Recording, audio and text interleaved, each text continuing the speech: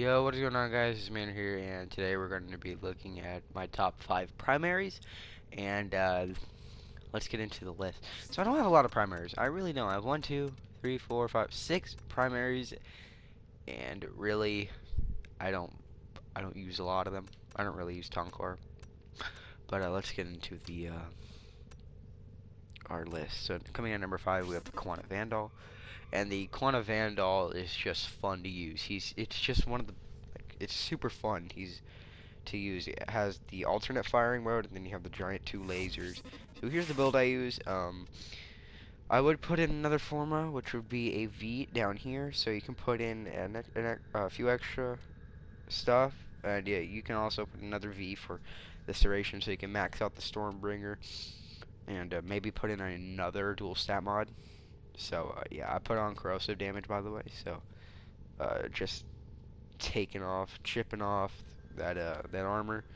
But also put on some Stormbringer because you need a max Stormbringer with this, so you can have even more corrosive damage. But that's it. Coming in our number 4 spot, we have the Dread, and the Dread was something I was always sought after. I heard it was an amazing weapon in Warframe. So here's the build I have for it. I put in 2 Forma, so I put it on a Serration, so I can get some, put a V and another V, which I think was down here.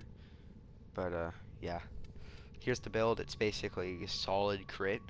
The point strike and the Argon scope, which should basically give me guaranteed red crits. And once I get this Serration and heavy caliber maxed out, I want to be doing so much damage with this weapon, and that's why it's probably my only late game weapon right now, besides my shotguns. But let's get into the number 3 spot. Number 3, we have the Vacor Hack. The Vacor Hack is probably one of my most used weapons, and I would put in another dual stat mod in place of this. Take off this as a forma, or put another V on it to get it up to a 100% status chance. But overall, that's pretty much it. I would take the accelerated blast off because you only get around 3,000 puncture damage with this build, but it definitely does give you a good amount of damage, and the Vacor Heck can scale out to late game, and you can also build it for crit. So yeah, definitely recommend you picking up this weapon.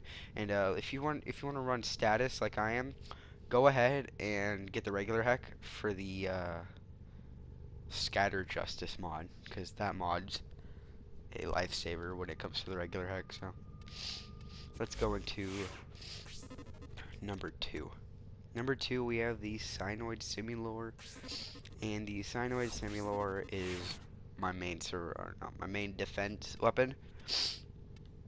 And I really just run damage instead of crit, because crit just worthless on this. You have Rhyme Rounds, Malignant Force to give you the extra 60% status with the extra damage, get in corrosive and magnetic damage.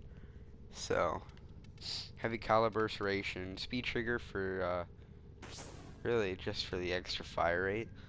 But I would take that out and maybe replace it with a point strike or a wildfire for the extra magazine capacity, or even an argon scope. Argon scope just makes it better, but argon scope makes everything better.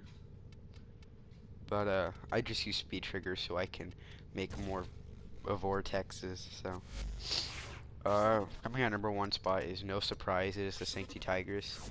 And I didn't put the Tonkor in the honorable mention just because it's not that much worth. The Tonkor did get nerfed, so.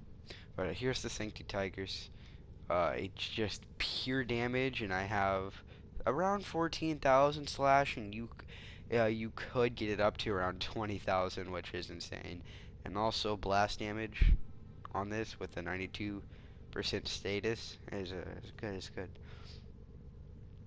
So yeah, this weapon is definitely late game viable, as you can see with the 12 and 13,000 damage I have here. But that's it for my primaries. Hopefully you guys enjoy the video. Let me just show you guys Hell's Chamber for the multi-shot.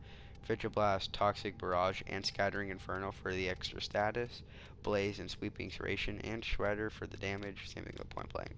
Anyways, hope you guys enjoyed the video. Please leave a like and possibly subscribe. It would make my day. And peace out.